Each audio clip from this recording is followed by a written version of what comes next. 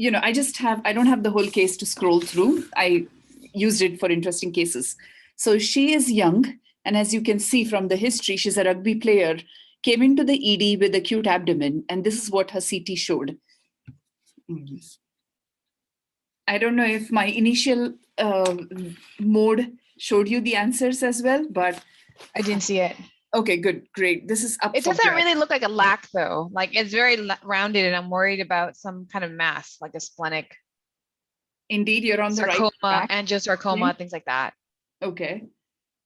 Anything else? She's 17. Angiosarcomas ruptured. Usually, oops. It's ruptured, sorry. What's that? Say that again. You were saying ruptured something? Oh yeah, there's a defect in the medial border of the spleen. Yeah, indeed. So since I showed you already a sneak peek, this is what it turned out to be. But before that, there's an interesting backstory. So she's young and she had all this ascites. And clearly, like you said, it looks like a space occupying lesion and not a laceration in the spleen, right? And of course, she came in with sudden acute severe pain following a blow to her belly. And indeed, there is some gap along the medial aspect of this lesion and ascites. So people exactly were thinking, like, is this a malignancy that ruptured? And so they tapped the ascitic fluid to see if cytology comes back positive, but it wasn't. And even the fluid that they tapped was just very serous.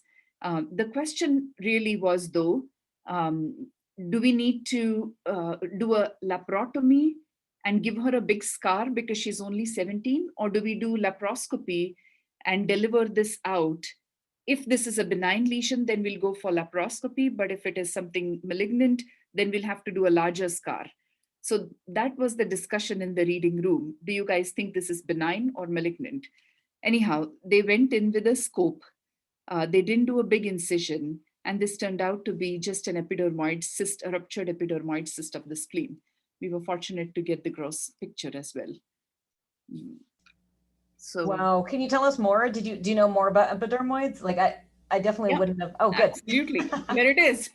So this is a true epithelial cyst seen in the spleen. Most splenic cysts in general, majority, 80% of them are secondary cysts, 20% are primary. And epidermoid cysts may be silent, but if they grow to this size, as we can see here, minimal amount of trauma can cause rupture. They might get infected secondarily or spontaneously hemorrhage, and treatment is excision. And do they usually have that kind of soft tissue component? They don't. What we concluded was they usually have a thin rim of enhancement.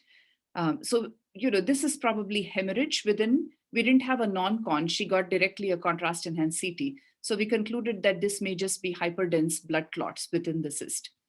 All this. Good. So maybe if you guys were deciding between laparoscopy and laparotomy, MR would be the next step. True, exactly. But she was in so much pain. She was hemodynamically stable, surprisingly. But they wanted to take her to the OR before getting any additional imaging. And since the cyst fluid was serous, didn't yield anything, the ascitic fluid, they just took her to the OR before any more imaging. And on ultrasound as well, we did sound her. On ultrasound, we didn't see any flow or any solid components. It was mainly a crenated, crinkled kind of cystic structure in the spleen.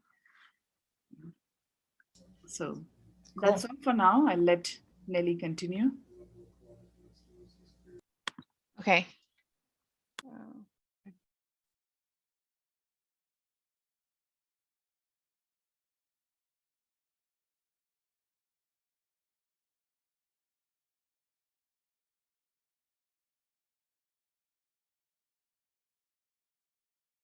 I'm not going to give you the presenting symptoms because I feel like that'll give away the findings.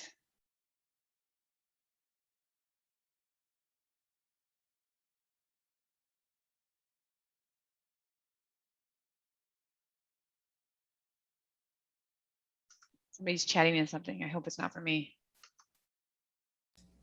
No, Teresa is saying hers. She's going to do hers next in her computer. Oh, great. Awesome. So I it do looks see like- something. Does anyone else see? Yeah, the left Yeah. common and external iliac veins are expanded and thrombosed. I mean, it looks like there's perhaps more than just a DVT, like a tumor thrombus almost. It doesn't, but there's surrounding soft tissue swelling, and then there's also a defect in the gonadal vein as well. gonadal vein. Oh, here? Yeah. Yeah. The male, Is that right? the gonadal? Oh, no, no, sorry. That's that the was ureter. Ureter, just kidding. Let's just say that's a fake out. Okay, so I'm sorry, what was what was causing the DVT? I mean, I guess it could be compression by the, May Thurner's. Yeah, good. Yeah, so there's the right common iliac artery, and it like crosses over and kind of pinches it right here where the DVT is. So this is a CT example of May Thurner's and causing left common. It's a pretty extensive DVT. So this is an yeah, so all the example of- inflammation is just because it's acute. Mhm, yeah. There it is right there. Okay, that's my case. Do you know what they did, Nelly? Like, I know sometimes they do thrombectomy and then sometimes stents. Treatment pending. Okay. Cool. Amar said he has 2 cases. You want to go, Amar? Yeah, sure. So let me share my screen.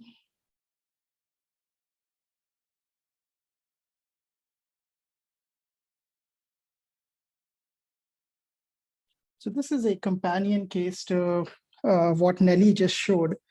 I had it in my database. I was not going to show it today, but now that she has shown this one, so I just wanted to have the group's opinion about this.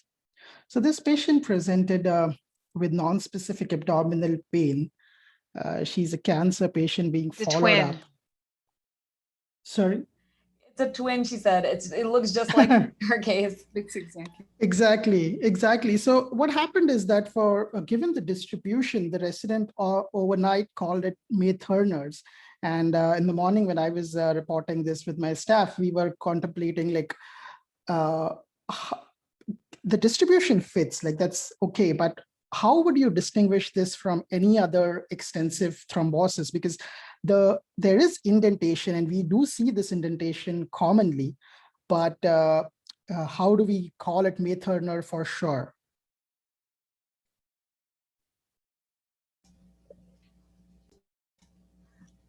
I think there is something that the IR people can do. Oh yeah, I can't remember exactly, but when they inject, they can actually see if there's compression that is like if there's stasis in their injection. Okay.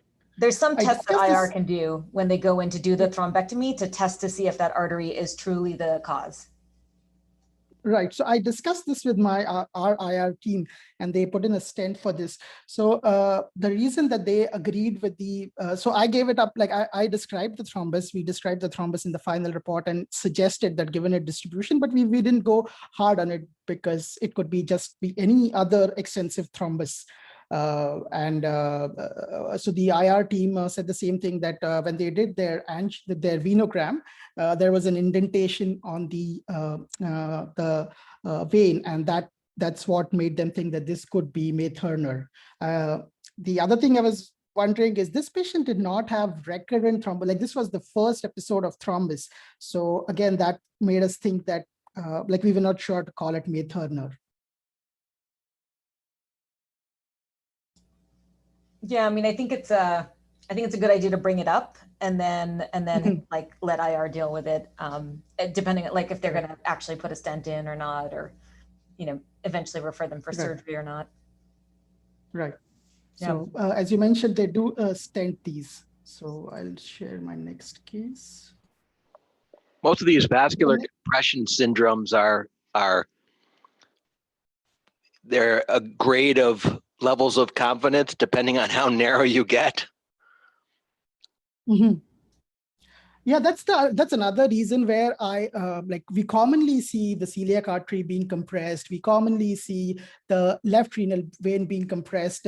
One thing which I have used, I don't know if others follow similar. Say, for example, when the left renal vein is compressed and there are collaterals, then I would tilt towards causing it more towards the nutcracker or actual vascular compression.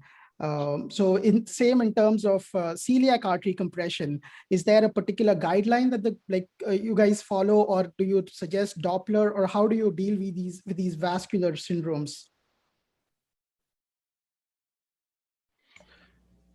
I mean, I think with the nutcracker syndrome, you can bring it up and then say, like, if there are symptoms, for example, a symptomatic left-sided varicocele, flank pain, hematuria, and a delayed nephrogram, I usually say it's a diagnosis of exclusion, but if there are these additional symptoms, or if I see in particular a delayed nephrogram or a big varicocele, then I feel more confident about it.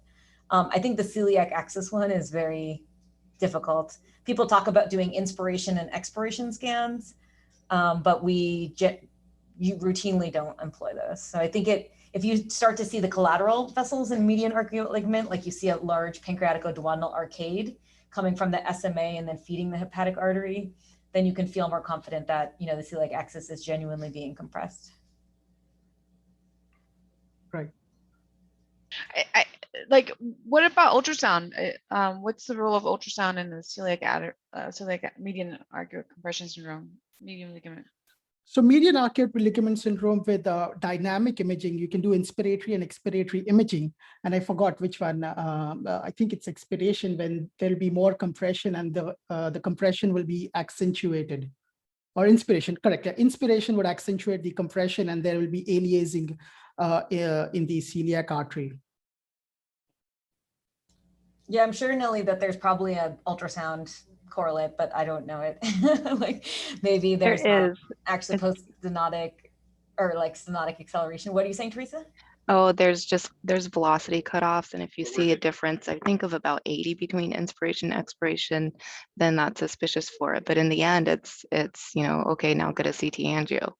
So I don't really even know the role of getting an ultrasound after a CT angio. It seems like people do it just to get more evidence, but the angio is more sensitive. I thought the ultrasound was like 75, and then they do it during the discussion that we had. They do a celiac block first and confirm. So if there's symptomatic relief after a celiac block, then that makes them more confident. I mean, after an ultrasound finding of a velocity difference of 75, and then they do surgery to release it, and then they do stent. So sort of was my understanding. Mm-hmm. Okay, so I'll move on to the next case if anybody else has to contribute. Sounds good. A lot of vascular discussion for abdominal radiologist. Yeah, next case.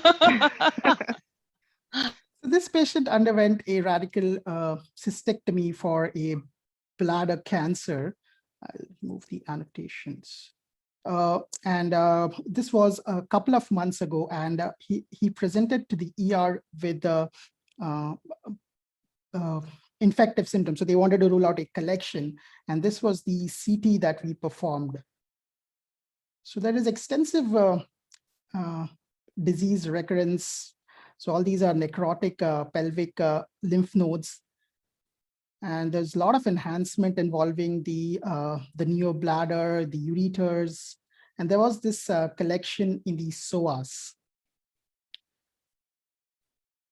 But this looked a bit different from the others, but given that this patient had so much of metastatic disease elsewhere, I had called this, say, a metastasis involving the psoas muscle. But there was not much fall enhancement. At the same time, there's not much inflammatory changes in the adjacent fat here. So what would you have, is there something else that you would have thought of given this fluid density collection in the left psoas?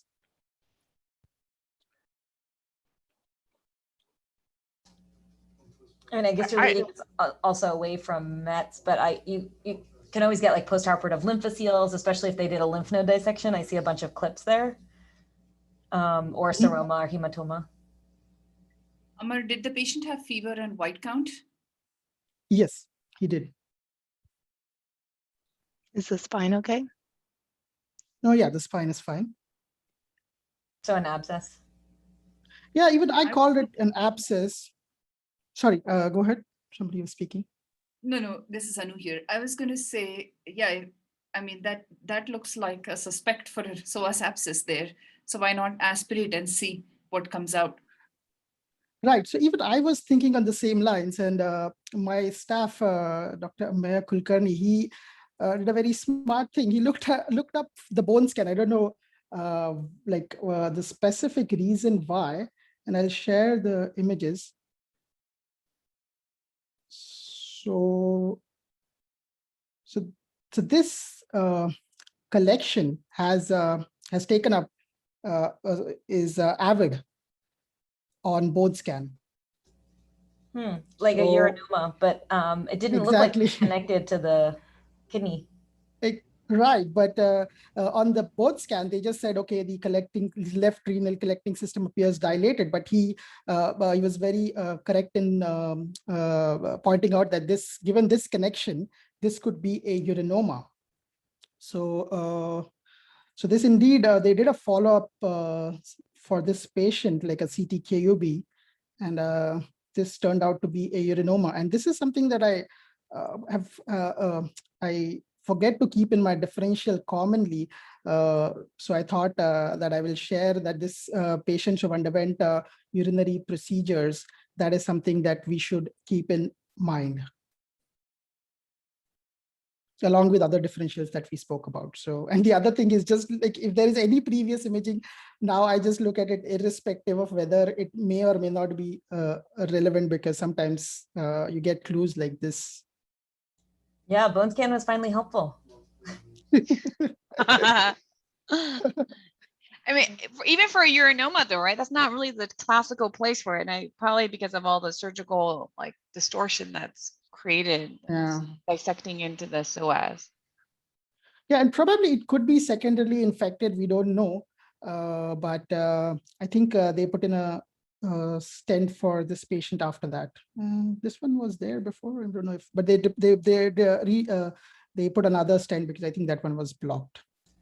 Amar, can you go back on the original one and just scroll down to where it's hitting the other, like? Sure.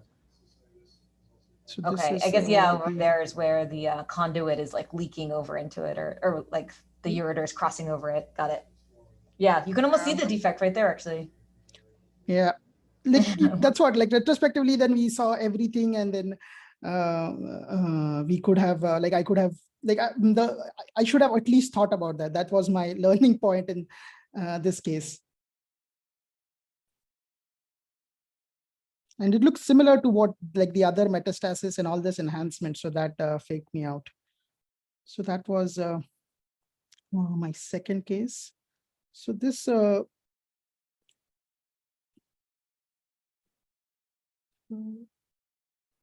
so this is another interesting case. So this patient had a history of GI bleeding. We're still seeing the other patient. Like we're still seeing your urinoma case. Yeah, I'm just, I'll just start sharing again. So this patient had a history of upper GI bleeding, and they did an endoscopy for this patient. They saw a submucosal lesion close to the fundus and body. They did a biopsy, and they said that there was pus, green colored pus coming out.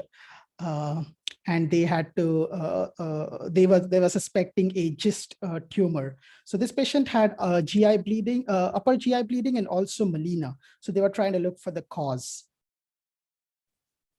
So there is additional history and additional imaging like the previous case.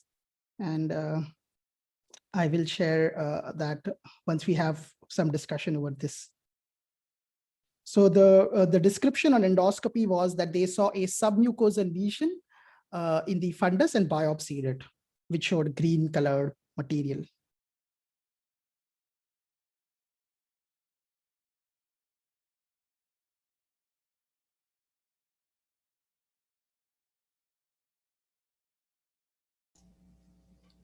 It looks like Do you have the sagittals? Looks like Sorry. it's connected to the Sure. splenic flexure. Yeah, the diaphragm looks a little. It's like the spleen, pancreas, colon, diaphragm, Yeah. and stomach are all involved. Maybe the pleura too, posteriorly. One sec.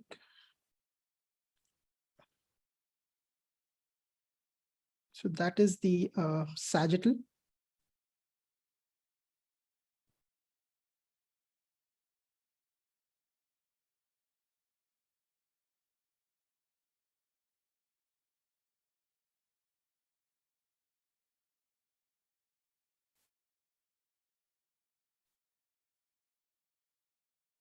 So I feel like I can see a fat plane between the pancreas and that lesion.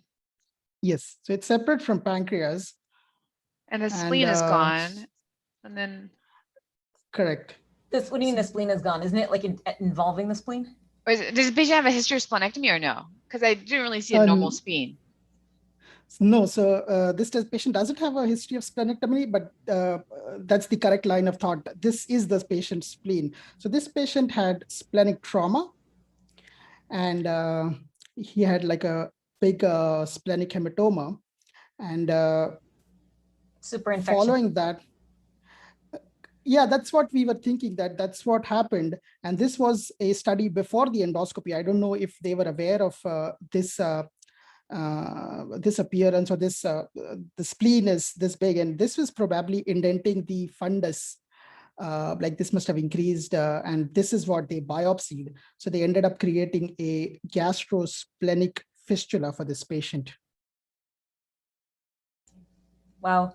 The I had a case like this where the spleen had ruptured and eventually the involuted hematoma developed a abscess, like chronic infection like this. So I wonder if like the spleen is kind of prone to that, if it has like a hematoma or ruptures.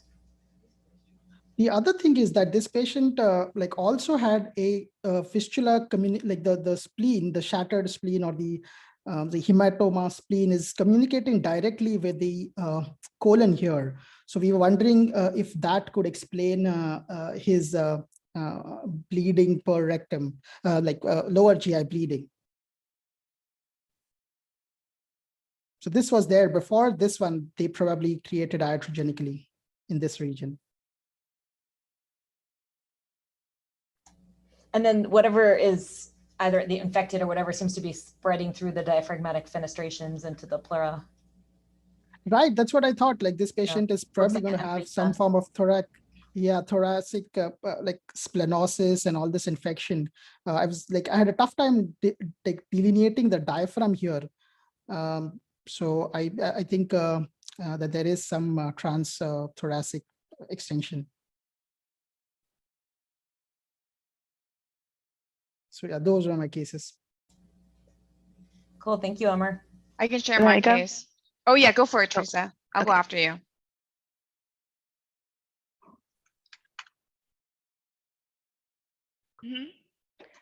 Okay, so this patient was being presented at tumor board for biopsy-proven, well-differentiated liposarcoma. So looking through the notes, there really wasn't much else of a history. This, they were sent here specifically for this. What do you guys think?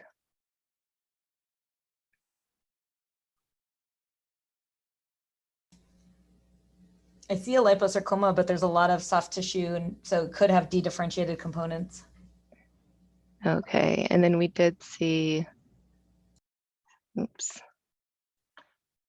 Okay, so is there anything, where's the soft tissue that you're concerned about? And there's also something like anterior to the IVC, like by the bowel, right there. Yeah, that's all, Right. Is that bowel? I mean, I would have to trace it. I think that's all part of the liposarcoma. Like it's soft tissue that's like there's all this nodular soft tissue. Yeah, So, that right, psoas. That's psoas, part yeah. of it, this, right? So, like these were all retroperitoneal. here before. There you can like partially visualize it on a prior MR, lumbar MR from a couple years ago.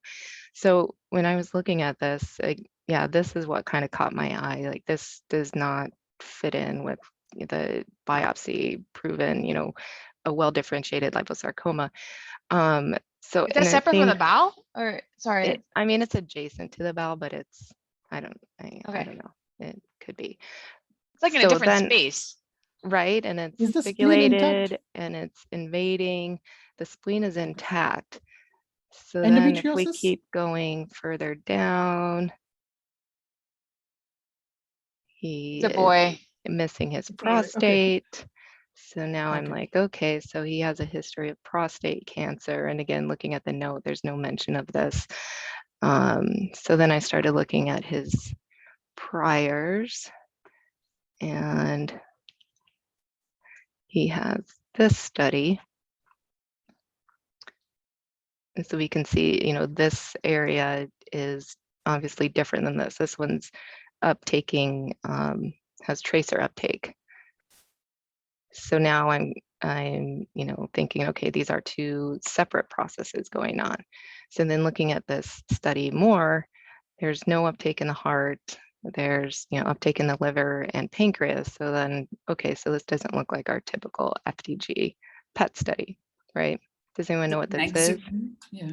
Yeah, it's an Axumin, which is obviously for prostate cancer. So now, putting the pieces together, this guy has a history of prostate cancer.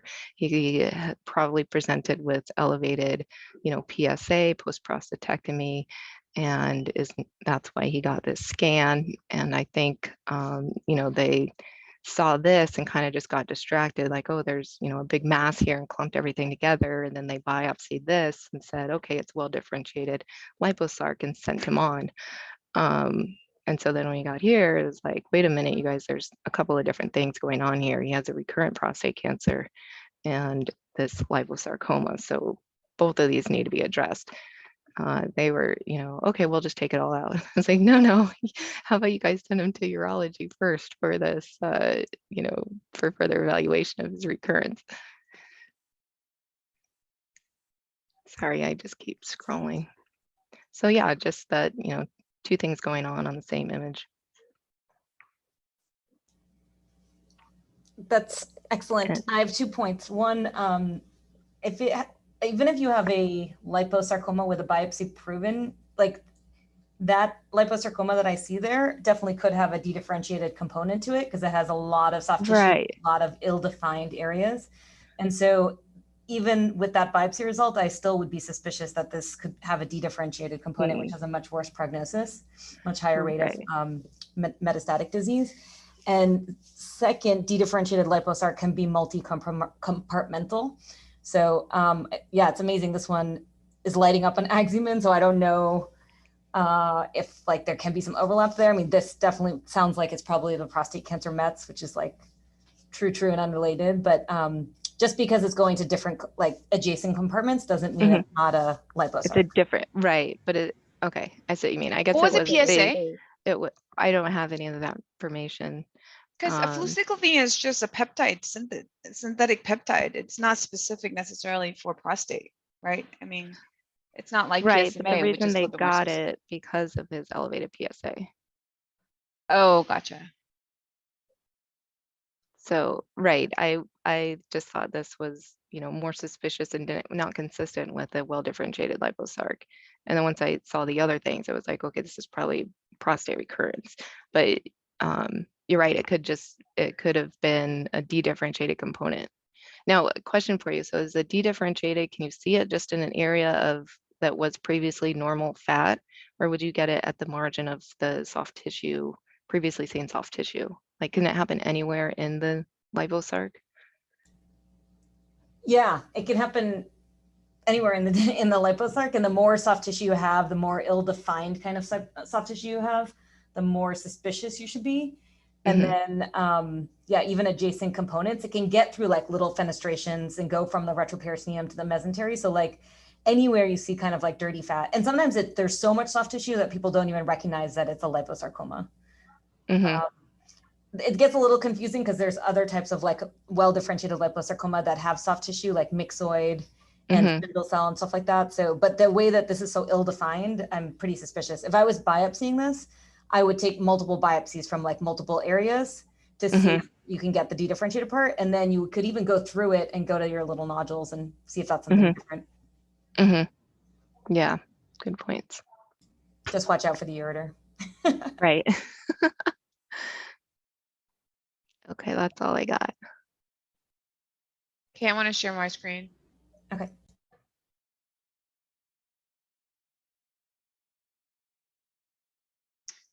This is a patient with a history of metastatic testicular cancer.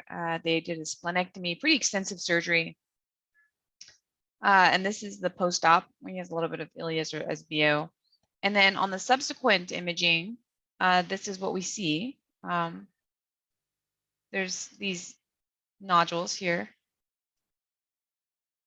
There's any thoughts or any requests for additional imaging or additional sequences?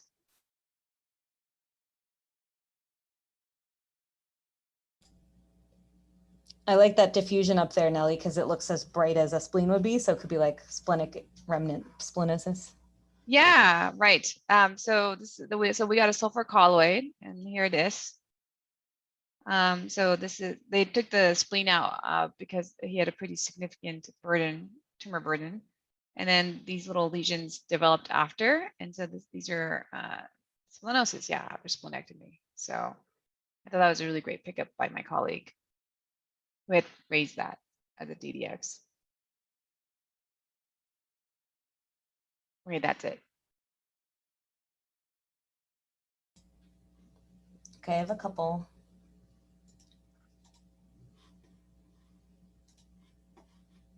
Okay, you guys can see, right? Yeah. Okay, so what do you think about the liver? Kind of fatty liver. Okay. Periportal distribution, yeah. Fatty liver, and it's got vessels going through it. There's like geographic areas of hypodensity. Anything else you would put on your differential? Would you recommend? Do you have venous phase? This is the venous phase, yeah. I mean, like delayed. My bad. Oh. Why should fatty geographic areas of fat get more ISO? I know it'll stay that way, but I mean, sometimes it can be confused for like lesion, right? Like a diffuse liver disease or diffuse. I don't know. I mean, yeah, so I did this as fatty liver. I mean, I don't know if I would put any other differential diagnosis and just say MR for diagnostic confirmation. Does this patient have a history of chemotherapy? They do have a history of chemo, and they do have a history of cancer. So insulin, yeah. Oxyplatin related fatty change? Oh, maybe. So you're talking about like sometimes oxaliplatin, you can get SOS, sinusoidal obstruction syndrome. Is that what you're talking about? Oh, yes. I mean, you can also POHL. just get, like, sorry, what? POL, the POHL, post-oxaliplatin heterogeneity of the liver. Yeah. So they were not on oxaliplatin. They were on chemo, and they do have a history of breast cancer. Okay, well, I'm going to jump to the MR. We're going to be proven wrong, watch. So this is the T2 on the MR. Oh my God. This is the pre. So you can see there's a lot of T1 pre-contrast abnormality compared to the liver. In a perimetastatic change or something. In and out of phase, you can see it's not fat. And on the diffusion, lots of restricted diffusion. So this was actually breast cancer mets. And does anyone know what type of breast cancer this could be? Lobular breast cancer? Yes, excellent. So this was lobular breast cancer. And so one of the points about lobular breast cancer is that it's the second most common type of breast cancer. First type is invasive ductal. The second most type is invasive lobular. It can lack E-cadherin, which is what makes it cells bind to each other. So it tends to grow in a more infiltrative fashion. So it can actually grow kind of between these, between the hepatocytes. So it's in the differential of liver lesions that have vessels crossing through it. The other one that is in that differential is lymphoma. So when you see this type of thing with vessels going through, you think fatty liver, like focal fat, lymphoma, and metastatic breast cancer, especially from lobular cancer. And I was reading about it online. There was an abdominal imaging article last year, and lobular breast cancer is just like invasive ductal, likes to go to the liver and also bones. But other places it likes to go to is also the peritoneum, the GI tract, like wall thickening of the small bowel, and the adnexa. So I don't know what's going on with this adnexa here, but this patient does have a lot of bone mets. That's also the clue that this was cancer. But so yeah, if you see crossing vessels, you can bring up fat, but I would probably get an MRI. And I did withhold that initially that this was a breast cancer patient, but it can be breast cancer, and the clues are the T2, the T1 pre, showing that they're real lesions, and that it wasn't fat. So I mean, is there a common, because there's also a geographic signal intensity change, right? Because I see the focal mets, the lesions that are sort of more rounded, and then there's more also like a geographic. Yeah, I wonder if I went to a prior, like an older study, they were less like following the edge here, but I wonder if maybe like they're growing along in a way, but they're also bounded in some ways by like just the segmental nature of the liver. Mm-hmm. But yeah, it's not perfusional.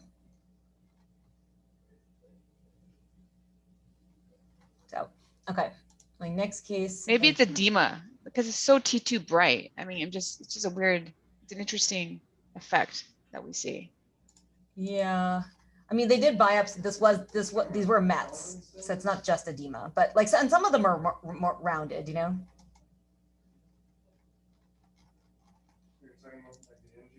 Great piffball case. Yeah.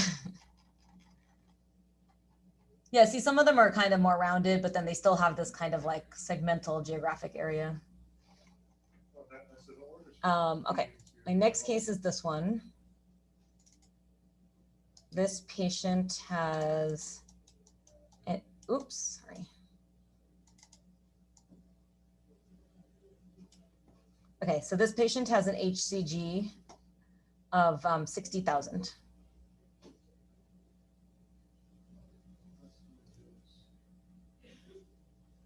These are kind of the two key images. This is courtesy of my fellow Hernan. And like the side port is at the G junction, so that needs to like go down. Mm-hmm.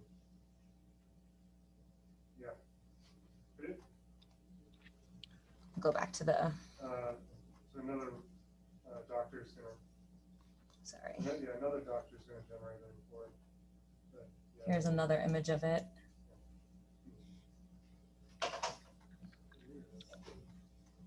Okay, this is the key image. This one and this one. Like a blighted ovum or something.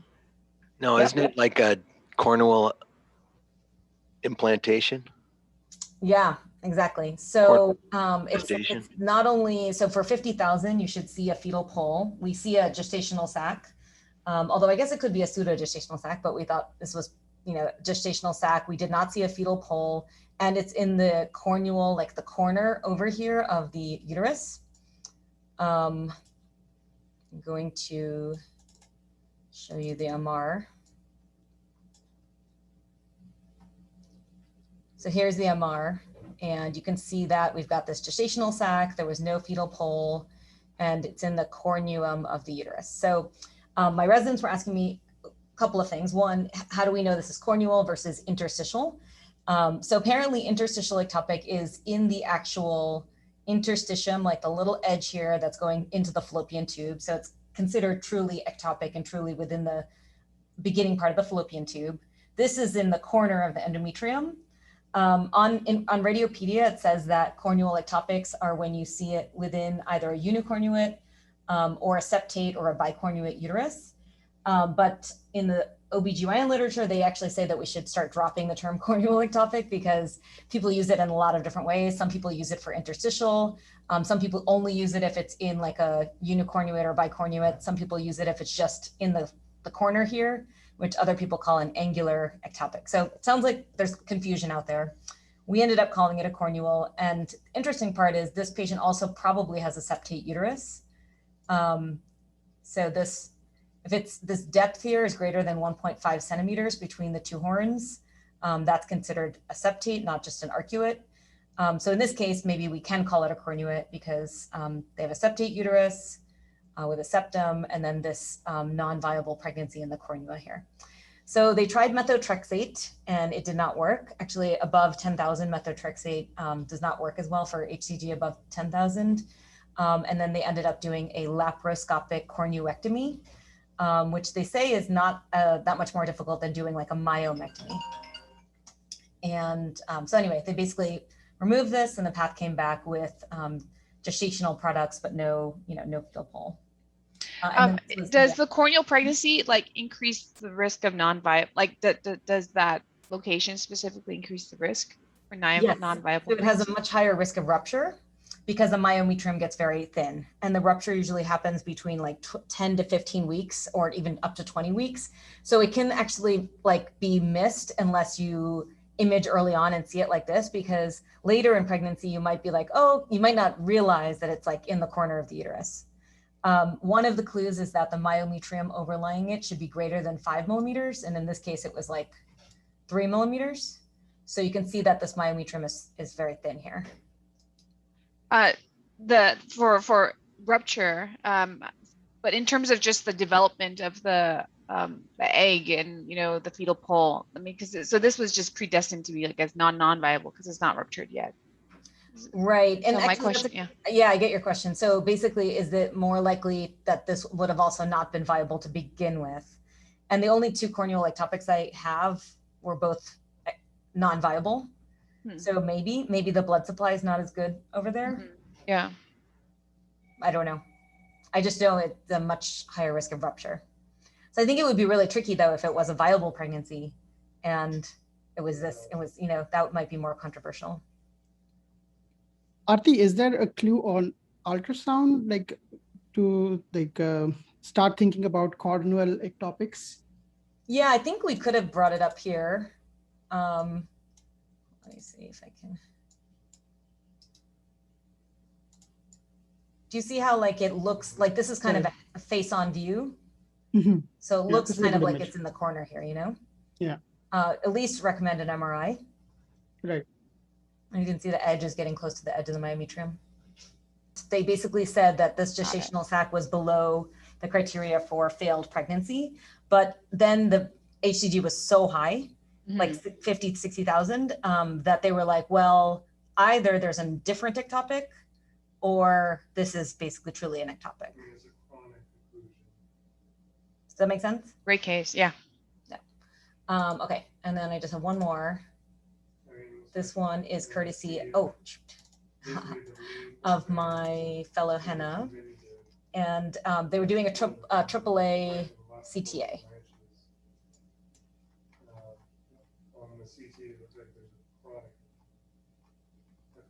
What do you guys think about this AAA?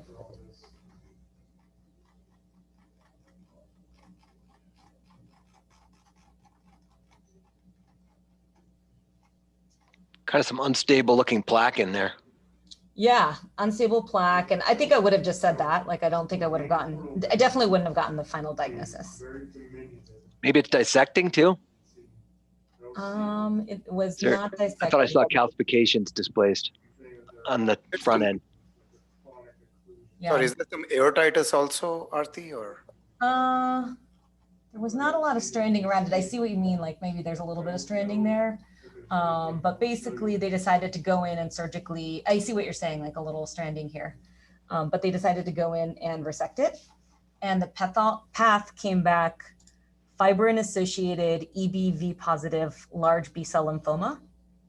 Dope. Oh my gosh. So just so you guys know that this exists, this is actually a series of like 12 cases. They brought them all together and they basically said it's a lymphoma that's associated with like aortic AAA thrombus. So anyway, and they actually do quite well. And they also treat it basically surgically. But one thing that happened here is they treated it surgically, and then it recurred. And so now it, even though in general these do better, this one, it has recurred, and there's this big mass outside of the aorta.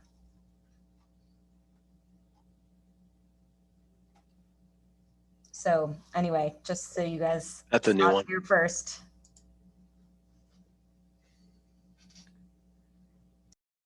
Okay, that's it for me. Hey, Aarti, can I quickly show a case? Yes.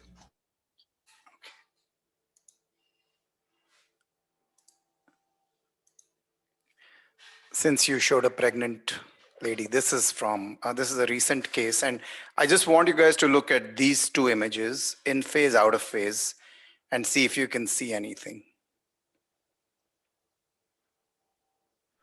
Just this image.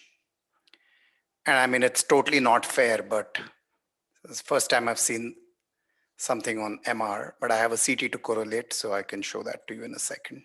Kedar, is there free air there? There's like a really dark blob. Right, no, that's not free air. Okay. I always worry that I'll miss free air on MR, you know. So. Yes, just concentrate in this area.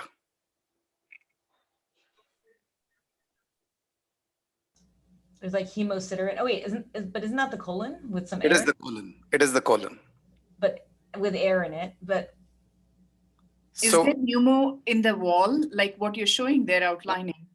So here's the CT. Oh, there you go. You can see that on your right-hand side image on MR axial. Yes, and that's what I was showing. On the in phase shows the air because of the susceptibility better than the. But this is interesting is that this lady, so this is a CT done first. She came in with abdominal pain, severe abdominal pain. And as you can see, she had pneumatosis, which was called. And so she went in for surgery. She had a hemicolectomy. 2 days later, she had pain again. So a CT was repeated. And so she has pneumatosis again. So Gitanjali was on call this night, and she looked at it. The patient, the lactate and everything was fine. So she said this probably post-op benign pneumatosis. And so they didn't do anything about it. 2 days later, she complained of pain again. And so we repeated, this is after that. And we are still seeing some pneumatosis, but overall, I mean, based on the MR, there really wasn't that much of pneumatosis. And she's gotten better since then. But I just wanted to show how pneumatosis can look like and how easy it is for us to miss something like this if somebody comes in with abdominal pain and we do an MR. And then the thing that I picked up on MR when I saw the MR was that she actually had, if everybody can appreciate, I'm going to go through this coronal, and if anyone can tell me what else they see. She's pregnant. Excellent. So can you all appreciate that? She has a so she has a septate uterus, which was of course not seen on the CT at all. And there's blood within it.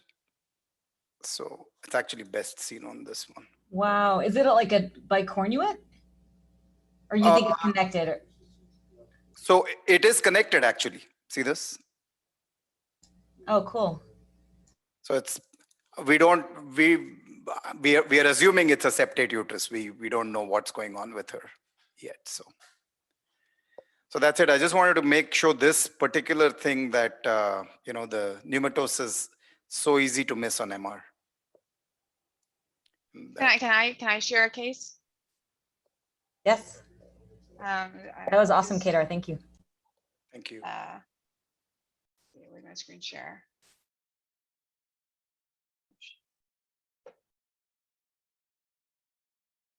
Okay. Can you see my screen? Yes. So it's a companion case.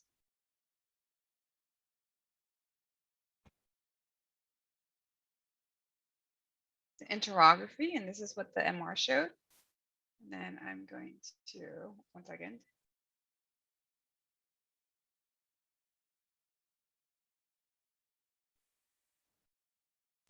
Is it like extensive pneumatosis? Like what is all this black stuff? Yeah.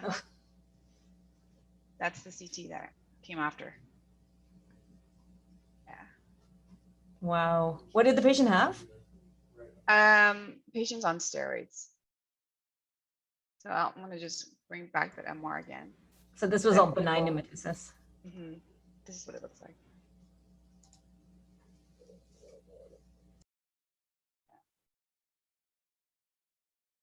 Okay. Are there any clues in imaging where, like, to distinguish benign versus worrisome pneumatosis, apart from, like, say, obvious vascular issues?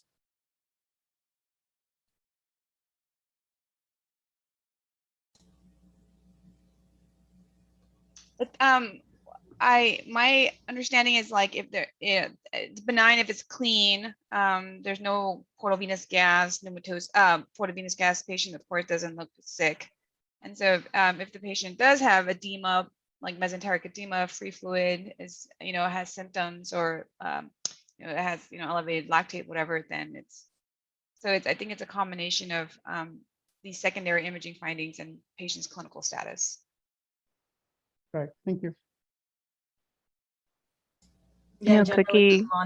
colonic pneumatosis is more like frequently benign, and small bowel is frequently less benign, but this one is a good example of how you can have extensive benign pneumatosis in the small bowel too. Amar, were you saying something? Oh, as Teresa, I was just saying sometimes Cookie will say if it's beautiful, it's benign. Like really clean. Yeah. Nice. Okay, we'll leave it with a Thanks, cookie all. pearl. I'll see you guys. Thank you. Bye.